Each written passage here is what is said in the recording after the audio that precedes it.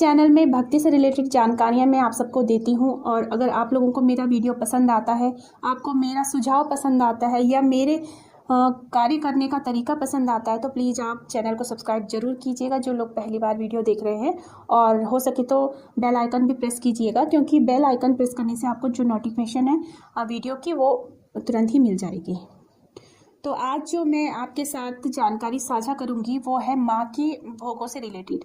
तो माँ को हमें कौन कौन सी भोग अर्पण करनी चाहिए और कौन से भोग चढ़ाने से माँ का कौन सा आशीर्वाद हमें प्राप्त होता है, ये चीज़ मैं आपके साथ साझा करूंगी। प्रतिपदा से लेकर और अमावस्या तक कौन कौन से भोग ऐसे हैं जो माँ को अर्पण करने चाहिए और उन भोगों को कौन सा आशीर्वाद प्राप्त होता है, ये मैं आपको बताऊंगी। तो प्लीज़ वीडियो को लास्ट तक देखिएगा। और एक बार फिर से कहती हूँ कि जो लोग नए हैं और मेरा वीडियो पहली बार देख रहे हैं और उनको मेरा वीडियो पसंद आता है, तो प्लीज़ सब्सक्राइब जरूर कीजिएगा, क्योंकि सब्सक्राइब करने का कोई पैसा नहीं लगता है। भोग बताने से पहले मैं आपको एक चीज़ और बता दूंगी कि माँ को हम जिन बर्तनों में भोग लगाते हैं वो माँ के बिल्कुल अलग बर्तन होने चाहिए। वो बर्तन ना हो जिनमें हम खुद भी खाना खाते हैं, क्योंकि ये जूठे कहे जाते हैं। माँ को जो या तो माँ के लिए बिल्कुल अलग से बर्तन लेकर आने चाहिए जो सिर्फ माँ के ही यूज़ के हों। और हो सके ज़्यादा अच्छा है कि अगर चांदी के हम बर्तन अरेंज कर सकते हैं, छोटी सी एक थाली, छोटी सी मतलब अगर हम कर सकते हैं तो, नहीं तो पीतल का हो या फिर कांसे का हो।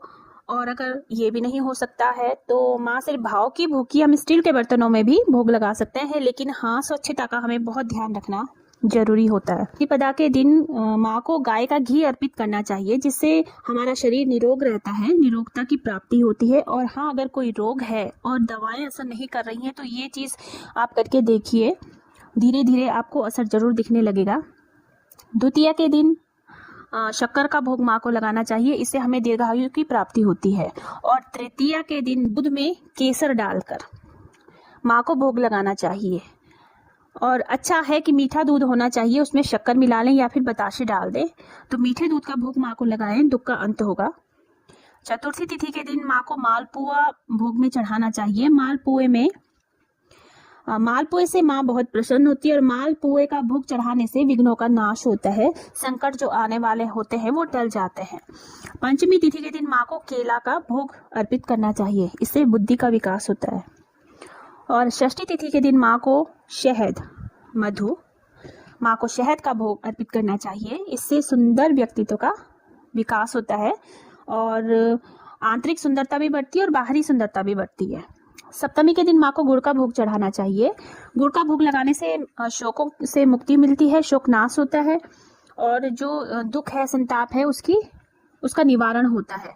अष्टमी के दिन माँ को नारियल चढ़ाना चाहिए। नारियल से एक तो संतान प्राप्ति होती है और संताप का भी निवारण होता है। और नवमी तिथि के दिन माँ को धान का लावा चढ़ाना चाहिए। धान का लावा अर्पित करने से उभय सुख की प्राप्ति होती है। उभय सुख मतलब भौतिक सुखों की प्राप्ति होती है।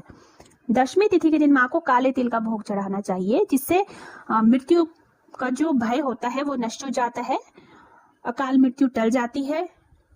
काले तिल का भोग हम तिल के लड्डू भी बना सकते हैं, किसी भी रूप में माँ को तिल अर्पित कर सकते हैं।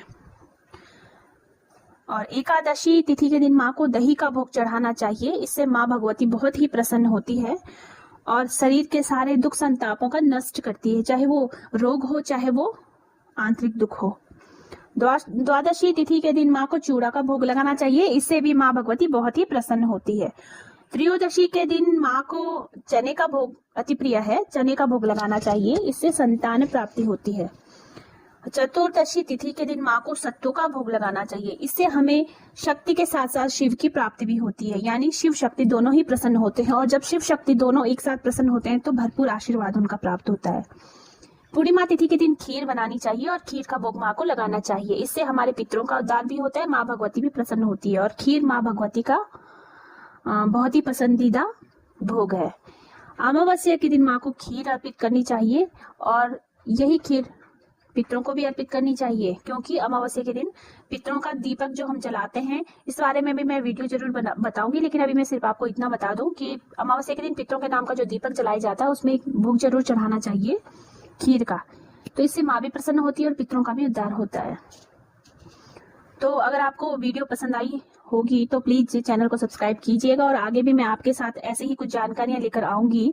और आगे अब नवरात्रि भी आने वाले हैं, तो नवरात्रों के विषय में भी आपके साथ कुछ जानकारियाँ मैं शेयर करूँगी। तो प्लीज़ बने रहिएगा मेरे साथ। और प्लीज़ अगर आपको मेरी वीडियोस पसंद आती है तो अपना भरपूर प्यार दीजिएगा, सब्सक्राइब कीजिएगा, लाइक कीजिएगा और प्लीज़ कमेंट में जय माता दी लिखिएगा, ताकि मुझे पता चल पाए कि आप लोगों का कितना आशीर्वाद मुझे मिला है और कितना प्यार मुझे मिला है।